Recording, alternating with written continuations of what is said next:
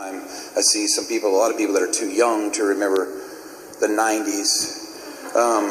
In the 90s, controversy and Garth Brooks kind of found each other. And I always knew, even when it was happening, whether it was good or bad, whatever was going on, you kind of knew how you got into it. Ireland, I don't have a clue. Don't have a clue. January, I went over for press. I had the greatest time. I was treated like a king. I have never been treated anything less than a king by Ireland or its people. Had a wonderful on sale, 3 shows. Peter calls me and says, I have 100,000 people still looking for tickets. Sold 240,000 tickets. And he's got 100,000 people looking for tickets. And I clarify, wait a minute, are you saying you have 100,000 ticket possibility or 100,000 people? Because it's 4 per person if they want. He said, I have 100,000 people. I said, you got enough to sell 400,000 more tickets? And he says, I have. And so we talked about a second on sale, especially because of one town, Limerick. The on sale went horribly bad for them. The system went down in Limerick. And these people stand in line. They wait. They camped for days for this. Well, we're looking at them and we say, if we put a second on sale, we got to take care of Limerick. So we call the ticketing company. They're already way ahead of us. They're sending 2 supervisors up for the second on sale to make sure that everyone in Limerick that was in that line gets taken care of. Now they went from down, because I got letters from Limerick, and they were all sweet, just saying we didn't get them. They went from down to the second on sale, up again. Here come the letters, the emails. They were so appreciative. Everything was rocking.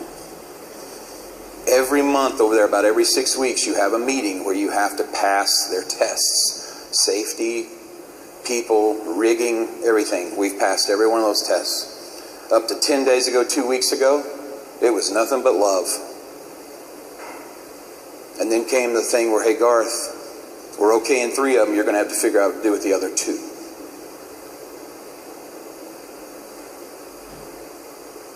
I wish I knew where that came from. I wish I could tell you I saw it coming. Never did. Anybody that knows us knows that we don't do golden circle. We don't elevate tickets or drop tickets because people with more money can afford better seats. It's always been the same price across the board because you treat everybody equal. It's just the luck of the draw where you sit and if you want to come to a Garth show. Same way here. Even in Vegas. You want to see something rare. Wait till you see Steve Wynn go off on you, and you're the one he's going off on, right? The whole golden ticket thing didn't work in Vegas. He said, no way, we're just doing them all the same price, and they all were the same price. So we don't treat people different. So now what do I do with 160,000 people? And why are they treated different than the 240,000 people? And so it's like just kind of put on my side. And the statement was, Garth, with a simple yes, you can make 240,000 people happy. And my statement back is, with a simple yes, you can make 400,000 people happy. I don't have a clue how we got here. All I know is that the powers who can fix it are not here. It's a simple yes. Open it up for 5 nights, let everybody have fun. Then go to work on never letting it happen again if you want. Create your laws, create your guidelines, but don't sell a show to people and get their hopes up that you're going to just cancel on them. And that's okay. It's not okay for me. I don't agree with that's the way to treat people. And if the Prime Minister himself wants to talk to me, I will crawl, swim, I will fly over there this weekend, sit in front of him, I will drop on my knees and beg for those 400,000 people to just have fun and let them come sing. That's what I want to do. Did we cover Ireland? Very much. So with that, can we open this up for questions, please? Thank you very much. You read my mind. Harry, would you mind? Yeah, sure. Absolutely. We have microphones for those who want to ask questions on either side. And Katrina, I think You're there first, so we'll go with Katrina. Garth, hi. Katrina Perry is my name from RTE. It's the national broadcaster of Ireland, so you can probably guess what my question's going to be. Yes, ma'am. I really thought you were from here when you started talking, but yes, whoops. I got that. Welcome. Thank you. Are you from Ireland, or I am now. I'm from Dublin, actually. I'm from Ireland, so I'm just. Did you come over for this? No, I'm based in Washington, D.C. Yeah. Good. So I came from Washington. But anyway, I'll get to the questions because I'm sure people don't want to hear about me. What are you hearing, please? And do you have an answer?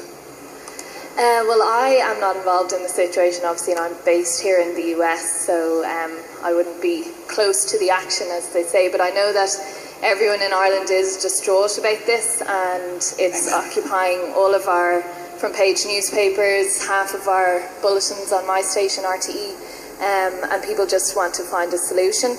They're also a bit embarrassed that our country has been brought to world attention in this way. That tickets were sold and people booked flights and hotels, and yet we find ourselves in this situation with just a couple of weeks to go.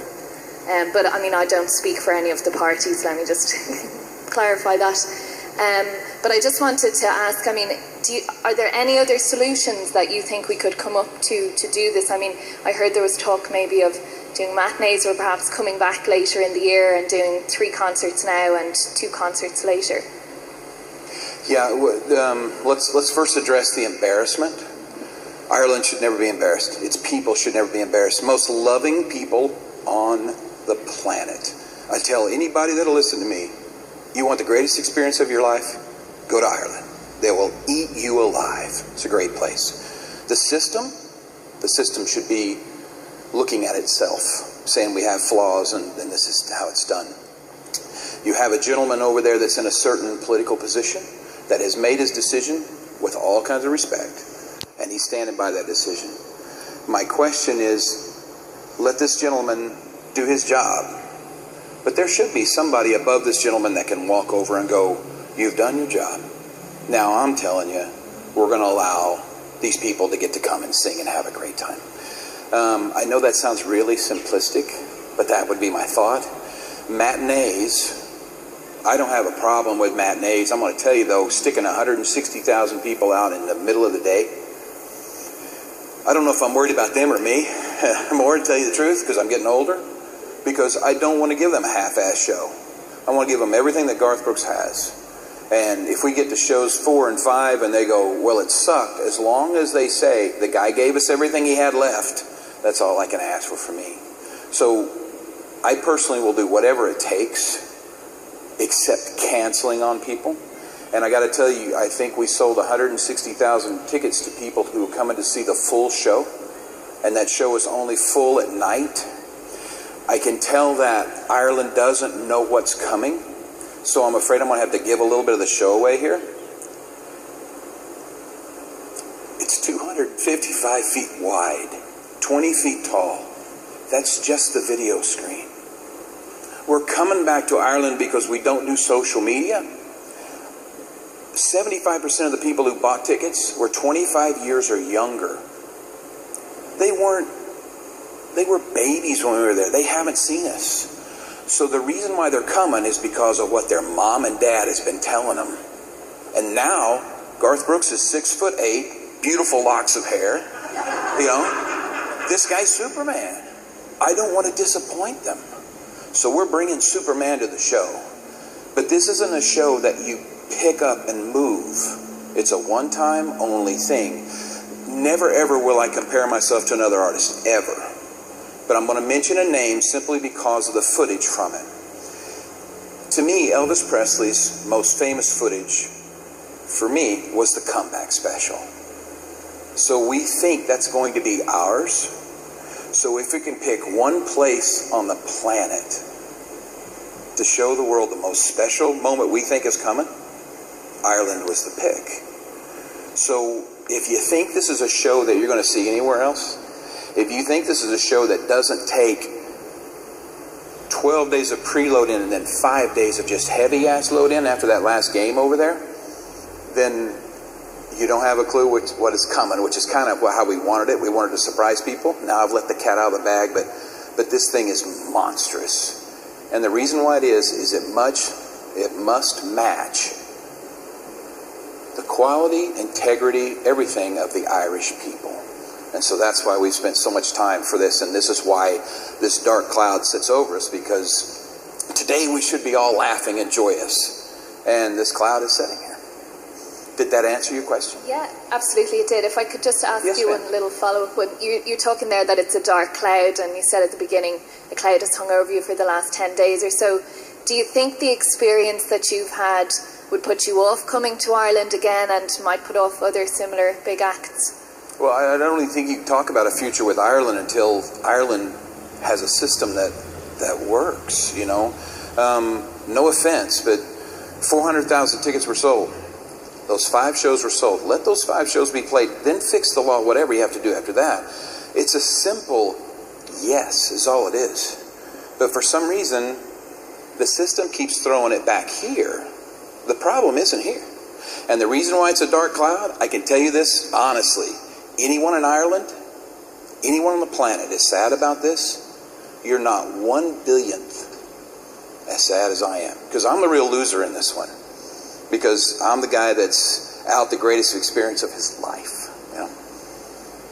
Thank you, Katrina. Thank you very much. Thank you. Next question here.